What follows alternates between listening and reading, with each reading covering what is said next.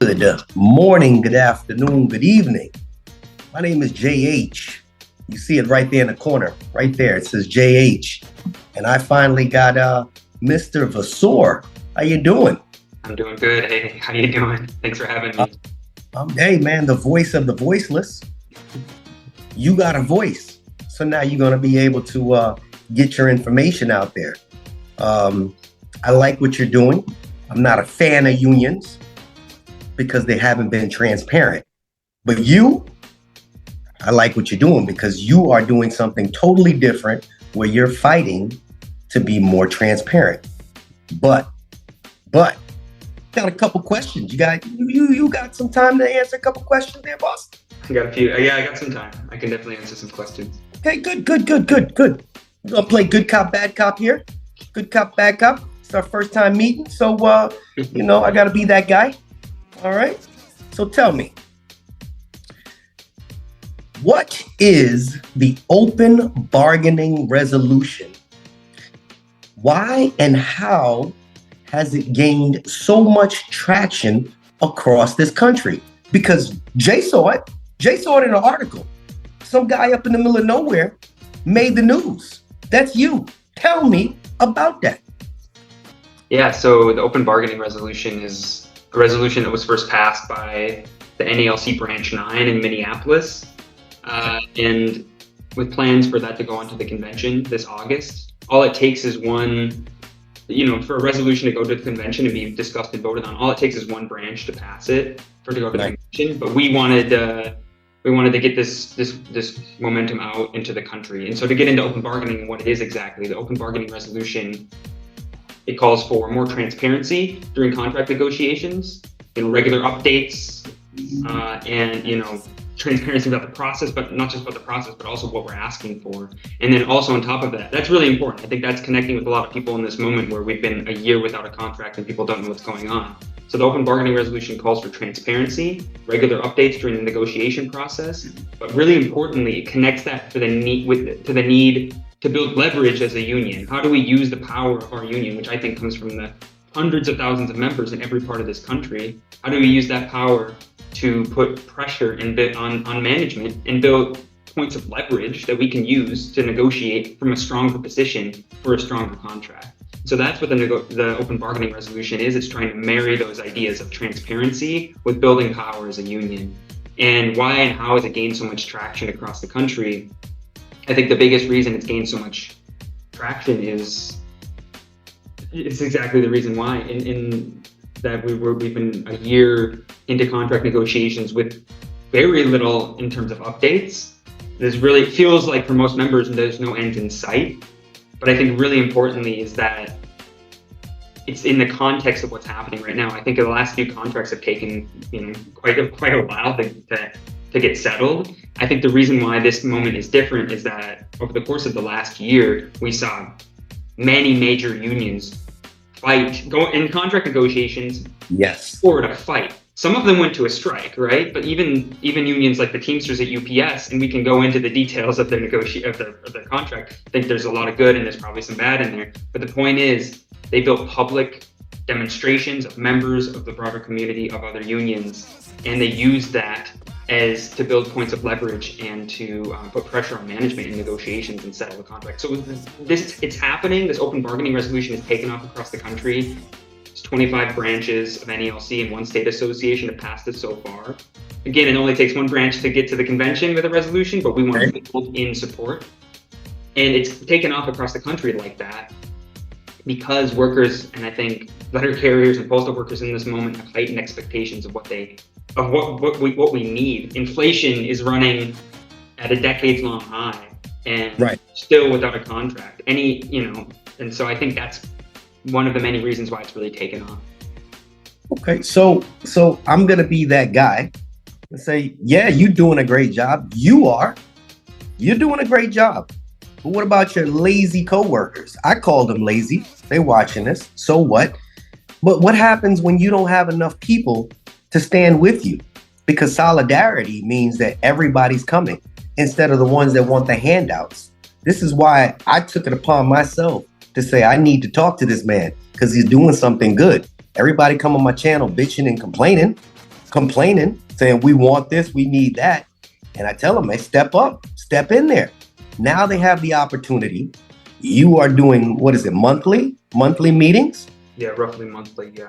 Monthly meetings. And I expect that if these same people that are complaining about what they don't have are going to be there to stand with you, so when the time comes for them to, open up their mouth and say, yes, this is what we would like, or no, this is what we won't stand for, they'll all be there.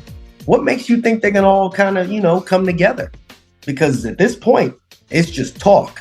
Yeah, last meeting you had more people than the one before, but what makes you think they're all going to come together? Yeah, so first of all, I mean, it's more than just me that's a part of this. In many ways, you could say I'm the face. I happen to be the one that's been on podcasts, that's written articles, but there are more people than just me that are really taking up this movement, the Bill of Fighting NALC movement and open bargaining resolution, and are using this to discuss with their coworkers and within the union about the need to transform the union, put forward a fight. So it's more than just me. Although, just wanted to say that really quick in terms of. Yeah, like where, there's lots of people, you see online, lots of people are dissatisfied with the current state of the union, with working conditions, with wages. And so, why don't we have 10,000 people on a Zoom meeting? I think that's what we're trying to build towards, right? We're trying to build towards getting the most people active as possible. But I think we have to understand we're coming out of a period of time when most people were not really encouraged to be active in the union, and that's what we're trying to change. We're trying to change that. And I think, yeah, go ahead. I don't want to interrupt you, but you keep mentioning Zoom meetings.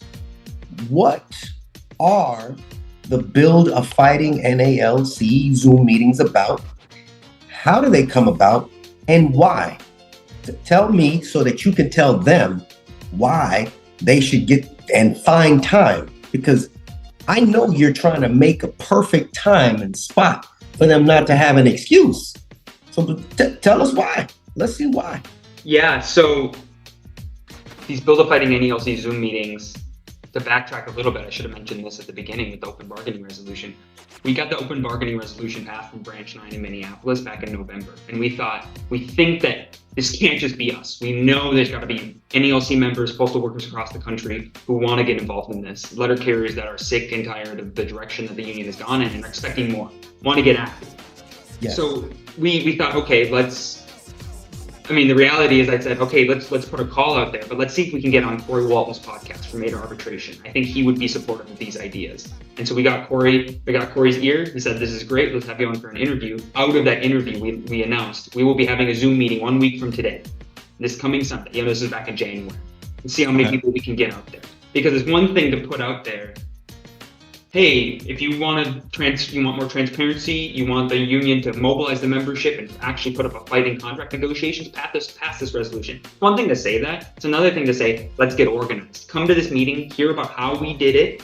Yes. Hear why you should do it and why this would strengthen our union's approach to negotiations and why I think this is the first step in the direction of transforming the union, from the membership all the way up to the leadership and everything in between. And so just to get to one of the other questions you had, we want to get as many people as possible involved, but it's, we're coming out of a period, like I said, where people were almost encouraged not to be involved in the union, say, hey, don't leave it up to us, you pay dues, we'll handle it on your behalf. That's what we're trying to change. A union is only as strong as it has an active membership and a leadership that's responsive to the membership's needs and desires and putting forward a fight. That being said, so we're overcoming that. There's always going to be a smaller layer that is interested and ready to get active and put up a fight first. There's always going to be a smaller layer that is ready to jump in right away. There's a much wider layer that's paying attention, that's interested. How do we reach them? We can always hone our message and make it better. But I think really importantly, we had 300 people on that Zoom meeting. All of them know 5 people, 10 people that they can activate. If they, maybe only a few of them actually actively participate, but that wider layer can get involved going forward, can, discuss these ideas at their station about open bargaining, the need to transform our union. So there's always going to be a smaller group that would be sort of the smaller cog that can move the bigger wheel that is the broader membership. We're never going to get 200,000 people on a Zoom meeting. Well, I'll never say never, but it's not likely. We're always going to reach a smaller layer that's ready to get active first. But we're always striving, I think, to put forward ideas and put forward demands that can activate more people. I think one other thing on that is people, I think, need a reason to get involved. How many times have they been told, made promises that from politicians, from union leaders, promises have been made that have been broken. And how do they know that this movement, Build a Fighting NALC, that I, Tyler Vassor, am not just putting forward promises that are just going to be broken? We need to prove that we're trying to build a movement that's not just based on one or two individuals, that's based on the broader membership of the union. And these Zoom meetings are I think, the first step in trying to cohere that sort of group. I've met hundreds of people from across the country come to these meetings. I've talked on the phone outside of meetings with dozens and dozens of members who want to fight, who want to get open bargaining passed, and want to transform our union. And I think this is a really good step in that direction. What I believe is that a lot of people have become disenfranchised because of your current president, what he has going on, and the fact that exactly what you said is that things have not been transparent. They went through the whole COVID phase, no hazard pay. I mean, I've heard it all, seen it all, but another question though is, you put this thing together. What is the role of leadership and what is the role of the membership in building a stronger fighting union? You kind of touched on it a little bit, but it's not technically a membership. It's just you all coming together, basically to be unified. I see people on Reddit. I chat with Mailman Nick. I chat with a bunch of people, and they send me all these little Reddit posts and this and that. Everybody has an opinion about it. But suppose they all came and said, let me see what Mr. Vassor has to offer. Yeah. Talk to me. So the role, I think that's really important. I think if you see right now, there's a lot of focus on the leadership of the NALC and the serious mistakes and the serious debacle that's happening right there. We can get into that in a second. But just that, so there's a lot of focus on the leadership. If we just had good leaders, we could turn this boat around.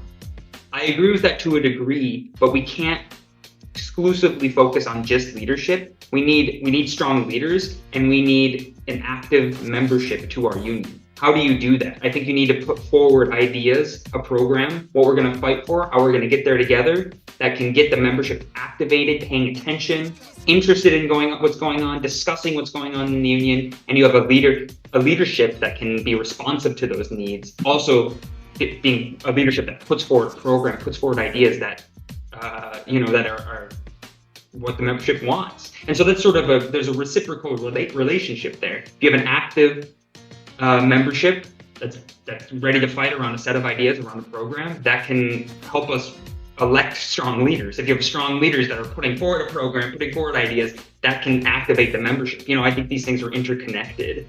To get into that, I know it's a long ways off, which is why I'm really interested in discussing what we can do between then and now. But in 2026, there's going to be national leadership elections in the NALC. Now, okay, it sounds like a long ways off, but also it's going to come up quick. There's a team, there's a slate, there's a ticket that's being put together of, reform-minded leaders, leaders in the NALC who are saying, from the national and from local positions, who are saying, enough is enough. The direction of our union leadership is not what we need right now. What we need is our fighters. What we need is transparency. What we need are demands and ideas that is actually going to activate our membership. We need to find ways to get the membership involved once again. And that, there's a grouping, the ticket is being called Concerned Letter Carriers, or CLC. And they're going to be, announcing, I'm sure soon, what that team is going to look like. But I think really important to that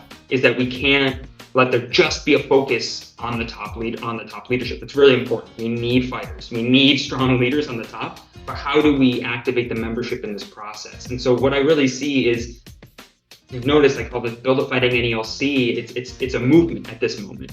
We're based on momentum. We're based around a set of ideas. But there is a serious question that we need to ask of: do we want to get more organized and turn this into an official sort of organization at some point? And just to talk about that really, really quick is, I want to piggyback off that. Sure. Yeah.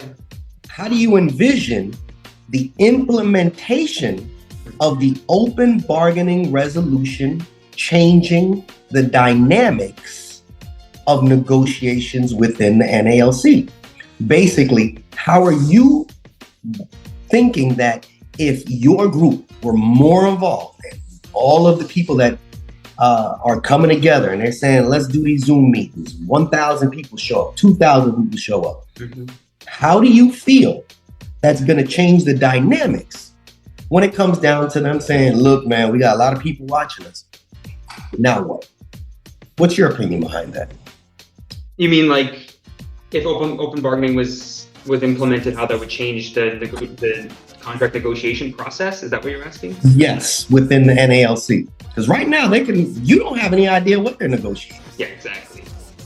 So just to talk about that before I jump into that really quickly, like on the transparency side, if you look at what other unions, over the course of 2023, there was a series of contract negotiation fights, strikes, public battles. If you look at the Teamsters at UPS or even the United Auto Workers at the Big Three during that strike this fall, there were regular updates on social media and I'm sure to the locals and branches of their union where they said, this is what management's offering. Look at this paltry raise that they think that we deserve. And this is what we're fighting for. So that dynamic would be happening.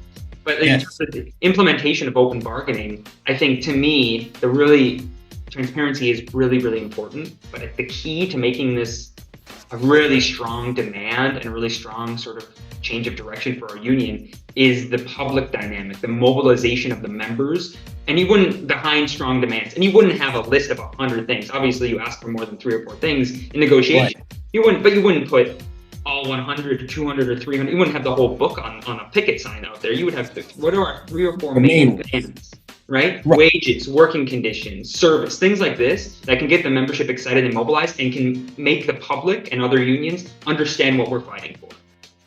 I would call, open bargaining would have the transparency and would have the public action and mobilization of the membership's part. Before the start of negotiations, the National Union would put out material and ideas and help local branches of the NALC organize public rallies. We all do rallies everywhere in the country on a Sunday afternoon before the start of negotiations. And we get media attention, we get the public on our side, we have our demands out in public, we have our demands out there in front of the public, we get the membership confident and ready to fight for these demands. And our negotiators walk into that room on the heels of those rallies. You have to imagine they got their heads held high, and USPS, they do respond to that public pressure, and they would. I think that would change the dynamic. That wouldn't be just like enough to automatically get a perfect contract, but it would be a much better position than what we're currently in, and it would allow our negotiators, I think, to bargain and negotiate from a position of strength rather than what I think right now, which is we kind of just accept what's given to us. Right. We accept the narrative. Yeah, accept the narrative that USPS is putting forward. And so I think, if this is passed, that would become the policy of the union, and it would be up to us to sort of implement that change. I wanted to talk really quickly, go back just for a second on something I wanted to say on the last question, which was the question of like, do we turn this movement into an official thing going forward? The labor unions and our union itself, the NALC, has a history of something called reform caucuses. Coming out of the 1970 strike, and that's a grouping of workers within a union who say we are part of the NALC, but we are a reform group within this union that's fighting for these ideas. Whether it's open bargaining or right to strike or certain demands. Our union has a history of that itself. Coming out of the 1970 strike, there was a group that organized, calling itself the Rank and File Caucus, and it fought for a new direction because we went on strike in 1970. We won, but we still had an entrenched bureaucratic leadership at the top in NALC in Washington. And so what that caucus fought for over the next 6 years, it took them 6 years from that strike. They organized nationally. They won one member, one vote to vote for national officers, because before it was a confusing delegate system. And then they got Vince Sombrado, a real fighter in our union. They got him elected to the presidency. So there's a history of in our own union and in the broader labor movement of reform caucuses or reform groups that are groups within a union that we're members of the NALC, but this is what we're fighting for. And I think that is a potential that could come out of this. And I think that is one way that we could fight going forward. So I'm gonna be the jerk again. You think that these lazy son of a mothers are gonna be willing to do this? Do you feel as if, I know it's not the pressure's on your back, but at the end of the day, when all these people come and they show up to these Zoom meetings, you believe that some of these people that with their hands out, my own postal family, some of my people, they're gonna say, you know what? I think that we got something going on here. I'm ready to step up. Do you believe that there's gonna be enough people? Because the people today are not like the people of yesterday. They're not gonna fight like they did yesterday. But do you believe that you have it to get these, I'm gonna keep saying it, these lazy son of a mothers doing what they're supposed to do? Because y'all deserve $35 an hour. Everybody deserves that at a minimum. But it's one thing to say, yeah, I deserve $35 an hour. Or stand there with a picket sign and say, yo, let's make this happen, Captain. Can we do this? I think so. You think that enough people, and obviously you said there's a few more people that are on your side, obviously making this movement happen, are organized enough and are willing to draw the attention spans of today in just long enough to say, look, we deserve this. Let's make this happen. We need you guys to commit on this Sunday coming up in September. That is 4 months from now. This specific Sunday, we're going to do X, Y, Z. I need at least X amount of people to say, yes, we will. Can you pull that off? I think we can pull it off. It's not automatic. That's the thing. It's not automatic that we're gonna launch this caucus or launch a grouping or launch a movement around this concerned letter carrier slate in 2026. It's not automatic that right away we're gonna get thousands and thousands of people. But I think it's definitely possible. And if anything, the popularity of the open bargaining resolution, the Zoom meetings, well, it's only been, last one had 300 people at it. I still think that's a significant step forward from where we were even a year ago. Definitely where we were a few years ago. And so I think it's not automatic that it becomes an unrelenting tidal wave that can take over and transform our union for the better going forward. But I think it's absolutely possible. I'm optimistic. And it's not just blind optimism. The reality of my experience over the last, few months has shown me that this is absolutely possible. We're not going to reach everyone right away, but I think that if something like that was launched, hundreds and potentially thousands of NALC members would be ready to participate. I've had conversations with dozens who told me that they would be ready to join something like that. So I think it's definitely possible. But I think, importantly, the idea, you can't just say, join this group and fight, join this movement and fight in the abstract to change our union. We got to get specific. We got to say, what are we fighting for? What is the purpose of this group? And I think I've got some ideas. I don't want to get too far ahead of myself because I want it to be also, it should be a democratic process where we come up with these ideas. But what are we fighting for? What is a wage demand we're fighting for? What is working conditions demands? The broader things that we want to implement and see in our union. So I think that would be, can we reach people with the ideas and make them understand that getting involved with this will be worth your time. It's going to make, it's going to be collectively, we can make working conditions better. And the only way to start that is by people taking a few minutes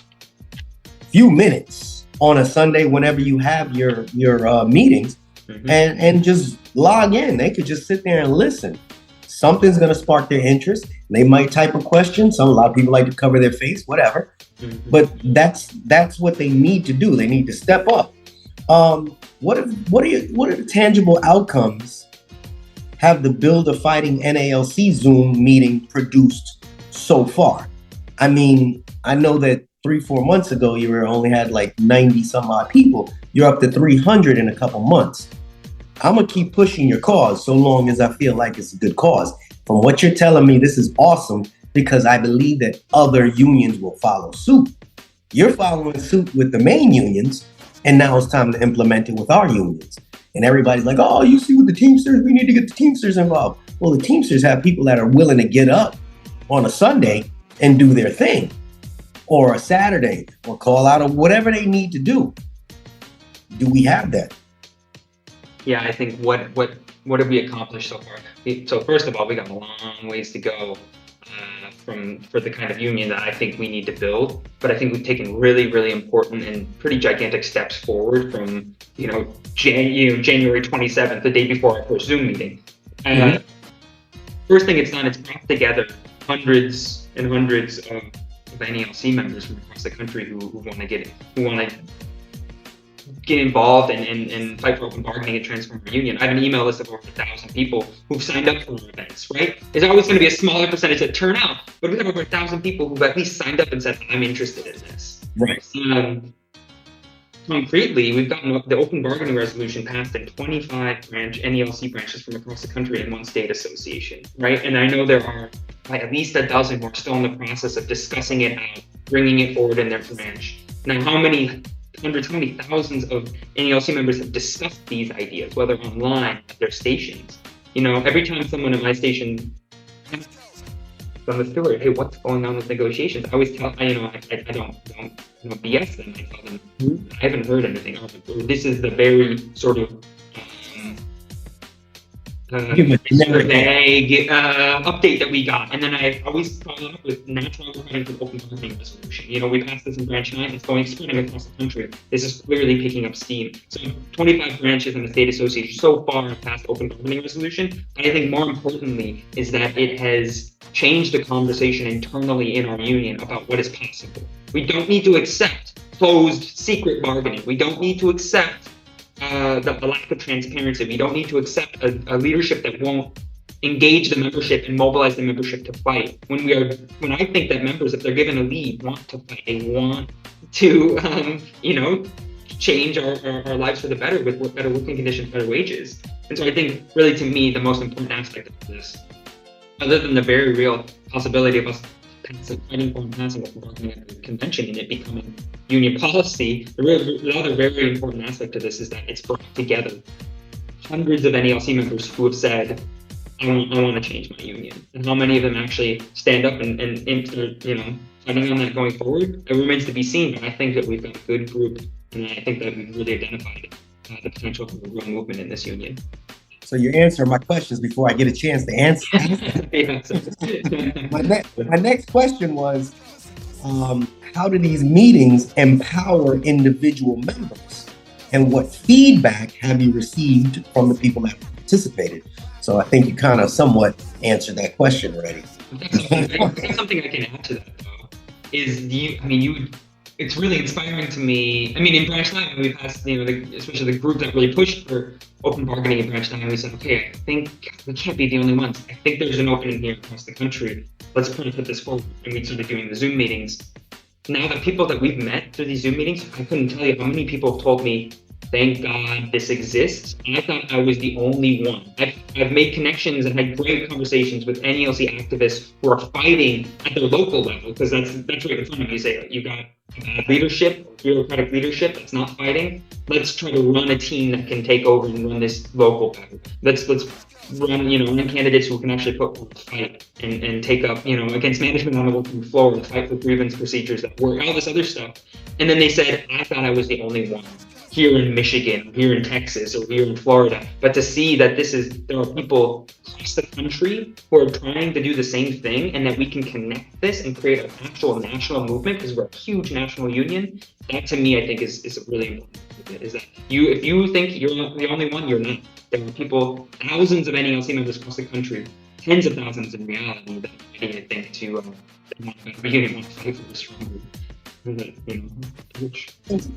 So how does the Build a Fighting NALC movement to propose to bridge any gaps between leadership and general membership? Yeah, I think it gets a little bit back to what we were talking about earlier, a few questions ago. You know what? I think that question should be answered when everybody shows up to the meeting, the next meeting that you have.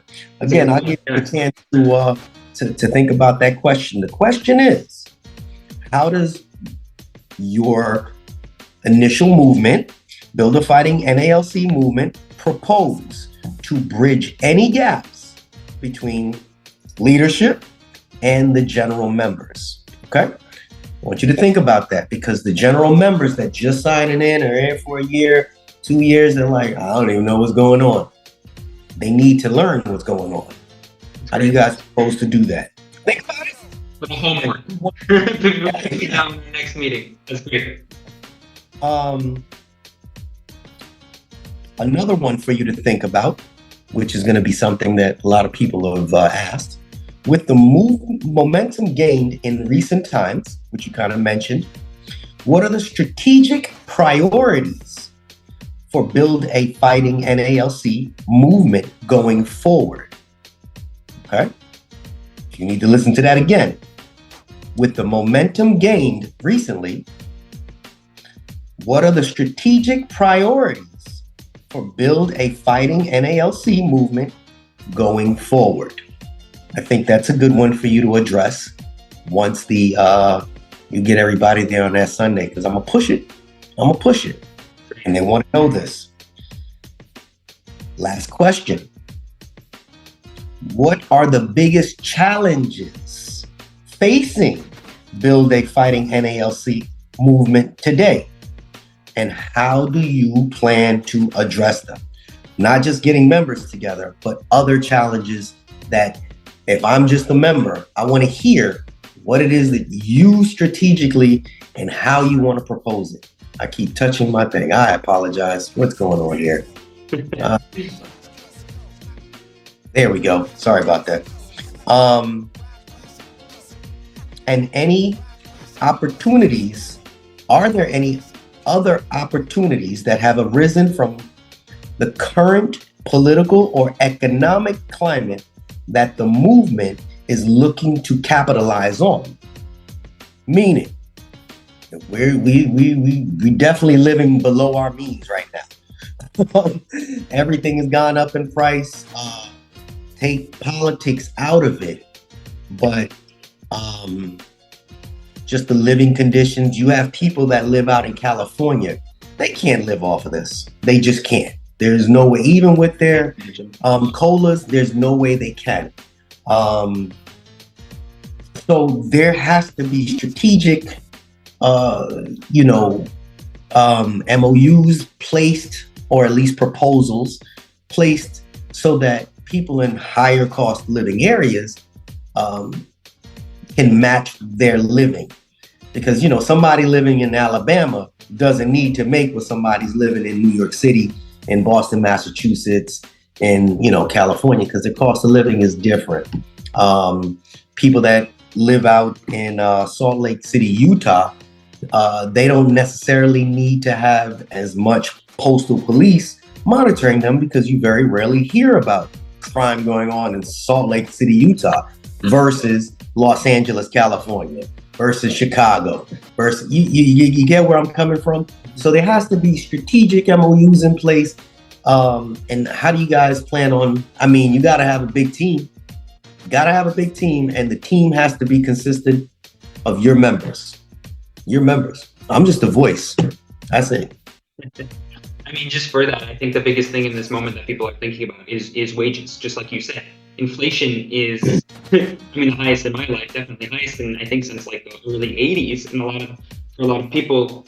And so I think the fight for raises, for better wages, is absolutely imperative. And I think, I think the amount of overtime that a lot of carriers are working is covering up how little we are actually paid. I've got people I'm in contact with out in California, and friends in high cost of living places, and they say that there isn't enough overtime. People are hungry for it, and because they need it, because the reality of inflation over the last few years is really setting in. And I think there's a very real question. I saw the other day the Consumer Price Index from 2019 that showed the difference between 2019 and 2024. Mm-hmm. The inflation that's happened, prices on average are 19% higher. That's on average. So in certain industries and certain sectors, prices are higher than others.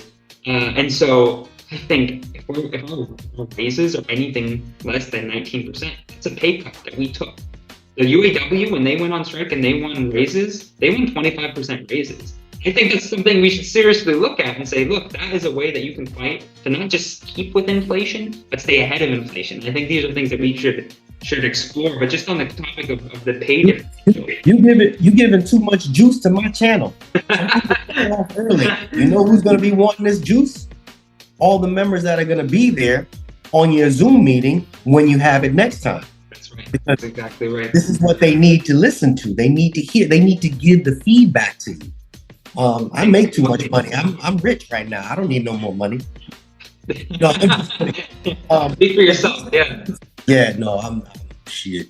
But no, these are things that you want feedback from when it comes down to having a live Zoom meeting, because when you address certain things, they're gonna say, "Hey, you know what? Yeah, well, no, yeah, you're gonna have a bunch of negatives, you're gonna have a bunch of positives, but at least you address it to a live audience versus a pre-recorded audience here." Here's one more thing that I'm gonna put out there, and I'd like for you to address it when in one of your Zoom meetings. Is the Build a Fighting NALC movement considering any educational initiatives to inform members about their rights and the importance of collective bargaining? Because some people have zero idea. I know I train tons of people on a consistent basis coming from the outside world. They've never been in a union. So they have very little information. Oh man, I watch you on YouTube. I'm not talking about unions. Half the people don't want to hear about it. This is what you guys do. So is there going to be considering any educational initiatives to inform members about their rights and importance of collective bargaining? You're a shop steward. You can somehow select. And again, I will do my best to help you. Hey, this is just going to be union stewards all over this country Zoom meeting on this day. And at that point, you guys answer questions. Answer questions, because members have lots and lots of questions. Lots and lots of questions. I know people that go to their stations, they don't know who their shop stewards are. They have no idea. They don't know what a grievance is. They don't know how many days they have to be in training for. They don't know. There's so much they don't know. When do I get my uniform? When am I off probation? How do I file a grievance? Why did somebody file a grievance from me? What is cross-crafting? People have zero idea. There has to be a way that hey, look, man, Jeff, I know you're out there in California. I'm gonna have you on as a guest on this day. We're gonna talk about some things. I'd like for you to address the issue of XYZ. That will keep people involved in what you do. See, I say everything USPS JH, right? I talk about everything. I'm not mailman Nick. I'm not PSE clerk Jeff. I talk about everything. I have a broad scope. Because you have this movement that you're starting, you need to cover a lot of different areas to keep people involved with what it is that you do. You have a platform now that people are intrigued with, specifically because of the money and because they have no idea what's going on, which is opportunity for you. But it's also opportunity to educate the members and allow them to feel knowledgeable. So they said, well, my shop steward said, you don't know how to write a grievance about XYZ. I got to go out on sick leave. I just found out I have cancer. What can I do? They can't ask their regular shop steward these things. You have a scenario where you can bring people on. Me, I just call this person, call that person. They say, oh, I'll connect you to this person. It's networking, yes. But you have this as well. And because union is your thing, you'd be able to address 200,000 of your own people and give them some information, as well as help draw them to you so they can gravitate to you. Oh man, you ever watch Tyler, man? That guy knows what he's talking about. If he don't know, he got people on there that know what they're talking about. Yep. You stepped into the bad realm there, brother. You're gonna be the good guy and the bad guy. Just but it's a good thing. to talk about that just really quick, I know you put that out there just kind of think about longer term. I think absolutely. I think educational initiatives is definitely will be a part of this movement. I would really encourage people in the meantime, check out the Information Arbitration podcast for Walt in particular. He's incredible with the educational aspect, especially about the details. It's something I'm always trying to get better with, because I think while I have some sense of sort of the broader term things, I'm always working to be a better shop steward and learn the ins and outs of the contract. But I also think educational initiatives internally also look at, like, let's look at the history of our union. Let's look at what we have done in the past, not just about specific things about grievances, but how did we transform our union to win one member, one vote in the 70s, to get a reform leader elected in 78, Vincent Zambrano? How do we, fight to turn the job from what it was in 1969, 1970, which was a pretty low-paying job that relied on Congress for raises and all this crap. We turned it into a job that, when I first got a job at the post office, everyone said, like, especially older people, they always tell me, man, you got a good job. And I was making $16.76 an hour. And I thought, this is not the job it used to be. How do we learn from the past and how we fought for those things and why we lost them and how we can get back there? So I think that's really important. But also importantly, I think we want to create a union for education. And an employee talks about this all the time, and the concerned letter carriers ticket for 2026 is a big part of what they're talking about too. How do we create a union that educates the membership? Starting with the stewards, and how do we get that information from the stewards into the broader membership to the station level? And I think that's really what I'm interested in. Whatever we could do independently. I don't want to be that guy, but there's going to be a lot of people that say, well, a lot of union shop stewards don't want to share that information. A lot of them are in bed with management. So you're going to have to deal with a lot of different roundabout questions, because I have people that are hitting me up. Hey man, this, that, this. I said, oh, that's a union shop steward question. They're like, no, man, I can't. They're in bed with management. They're not going to give me that answer. So can you find out from somebody? And that's shameful, yeah, but it's realistic. I think part of they have to get their information from somewhere. I know, I totally agree. And I think that would be one of the benefits of having sort of form a movement, or form caucus or something like that, a grouping where people could actually learn these things. I think part of transforming the union and getting the membership involved, fighting for a better leadership, part of that is transforming every layer of the union. If we have shop stewards who are not doing their job across the country, who are either because they're just complacent or because they're actually in bed with management, we have to kick them out. That is part of the process. We got to get someone in there who's a fighter. We need bulldogs. Someone who can, enforce the contract, but also go further than that and play a role to help educate the membership, not just about the contract, but about what we're trying to fight for as a union, what our goals are, what our vision is, that sort of thing. I think that's all part of the same process. Do you think that there are people out there that feel like you're just a disruptor? I think that's inevitable. Anytime you try to change something, even if it's for the better, and you try to carefully message to say, this is not about any individuals, this is about the overall approach of our union, trying to make the union better. There's always going to be people who label you as disruptor, as you put it. That's what they call it, yeah. But just like you said, people that are complacent. Complacency is the enemy of progress. It is the enemy of progress. I have said that a million times over. And if there are shop stewards that are complacent, you are 100% right. They need to go. A lot of them just like the fact that they're able to get nice vacations or go on their union meetings for 2 weeks. But in a scenario like this, where you have a lot of people saying, man, my shop steward sucks, then they need to be able to reach out to Tyler and say, hey, look, man, we have our election coming up in 3-4 months, man. But, we got 50 people at the office, 20 of them, they're okay with the guy because they get, what they want. But the rest of us, we can't stand them. What do we do? There has to be, obviously, you don't attack people when you say certain things because, oh, this guy's a dick, he's trying to attack me. But it has to be factual. Okay, well, here's your dilemma. You got about half the people that like him, half the people that don't.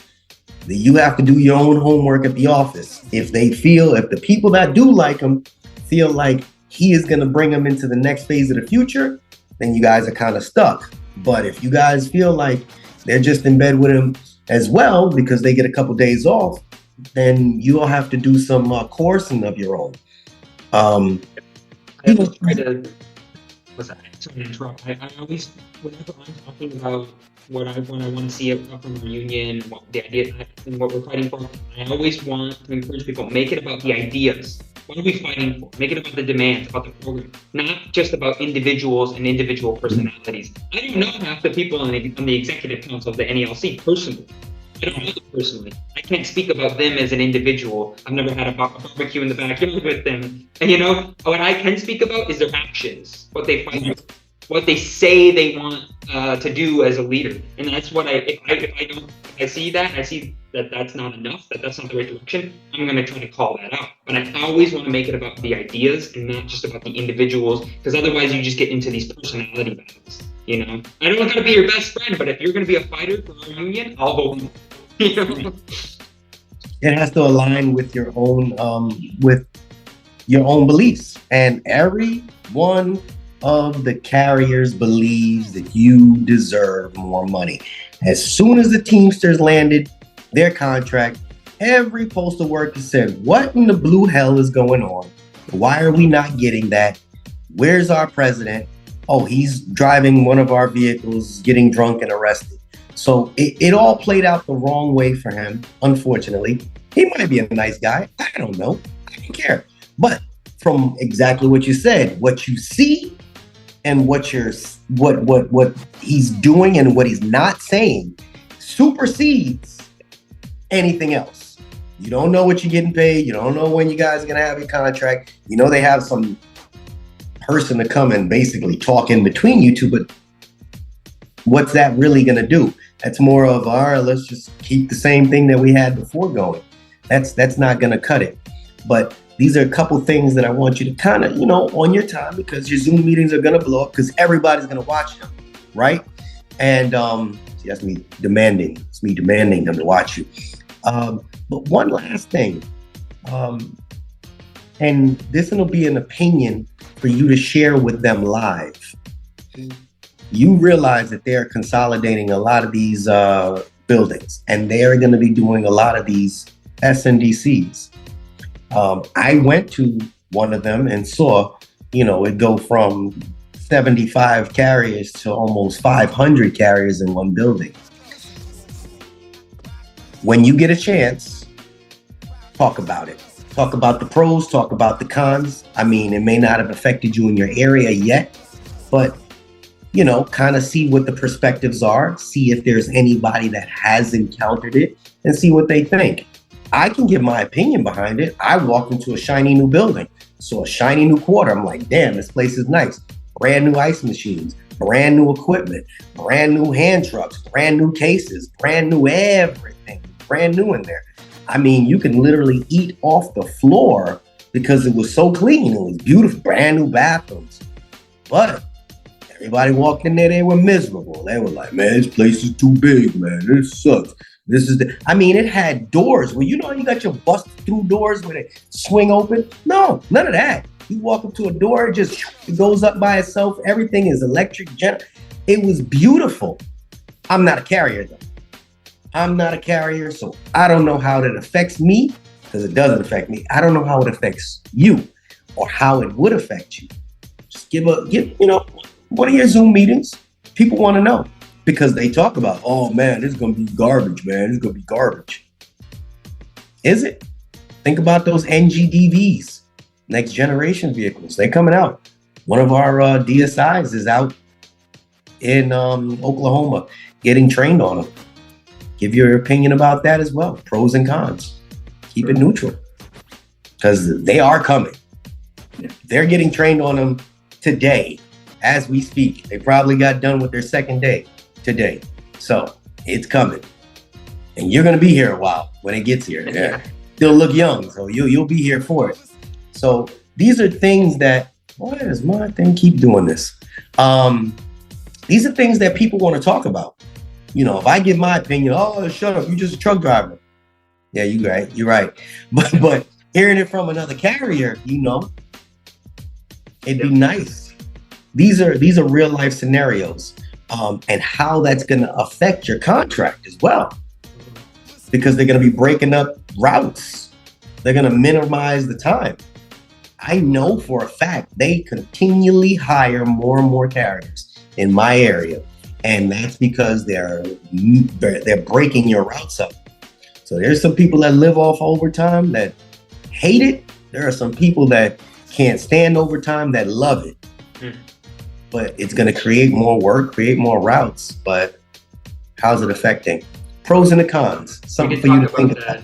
Without getting too much into it now, we did talk about that in a second meeting a little bit, and I think, you know, the way that it's being implemented is just, there's a number, without getting too deeply into it, there's a number of reasons why I think it's the way it's being implemented, at least it's not going well. I'm all for, you know, the post office, the world is constantly changing. We need to change with the times, right? But the way that that's done, it should not come at the expense of workers' working conditions or the customers, the American public's access to facilities. I'm very concerned that we have a very unique delivery network. You know, in a city, a lot of neighborhoods have post offices. You know, in the region, there's many post offices, and a worry of mine is that we go the route of having big mega hubs in the suburbs, like FedEx and Amazon and UPS.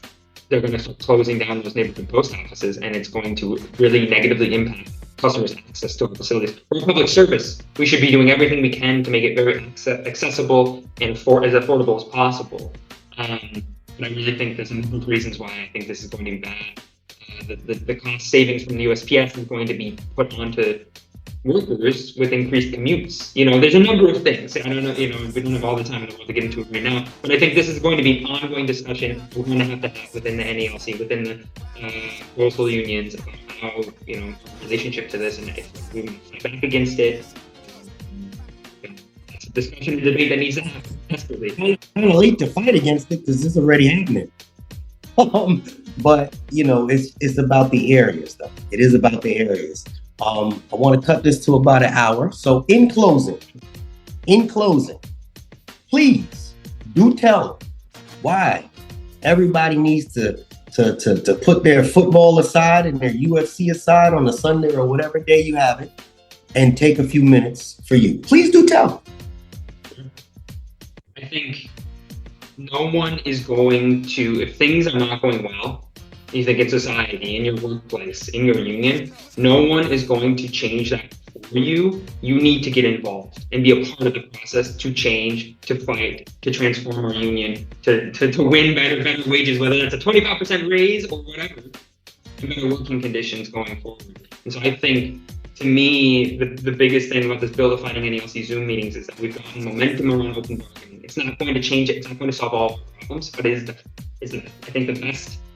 It's a good step in the right direction. It's a really important step in the right direction of the process of transforming our union, how we relate to our leadership relates to the membership, how our membership participates in our union. Now we can use that to transform this process and actually do what unions are supposed to be doing, which is educate the membership, organize the membership, activate the membership, and put up a fight. And so I really want to say just one last thing. I wanted to talk about one of the things I'm really passionate about, I think is going to be a discussion and debate going forward, is that I think that postal workers and all federal workers need and deserve the right to strike. Now, people are, that's kind of a scary word. But I really want to say, I'm being clear that we're talking about the right to strike. In the NALC contract, we have both a no strike clause, and it's illegal federally for federal workers to strike.